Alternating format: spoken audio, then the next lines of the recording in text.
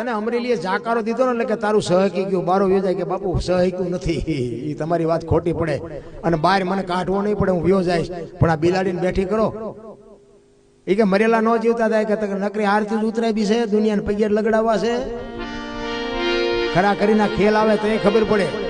એ કે મૂળદાસ મરેલા જીવતા ન થાય ને મરેલા જીવતા ન થાય એમ કીધું ને બાપુ પ્રગટીનો મરણ બદલાણો. એ કે બાપુ મરેલા જીવતા જો તમારથી ન થાય તો લાવો કમડળ મારી પાસે. બાપુ આ તો લોટાના સણ્યા સાયવા છે ને સંતોએ, એટલે તમારે મારે એના ગાણા ગાવા પડે છે. આપણા હગા નથી પણ યાદ કરવા પડે. આ બાપુ લોઢા ખાધા, લોઢા.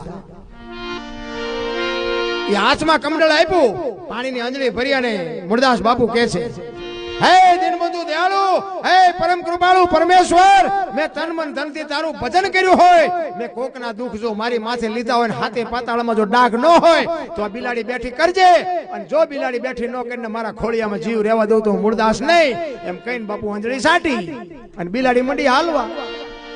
શું આખા ડાયરી દિશા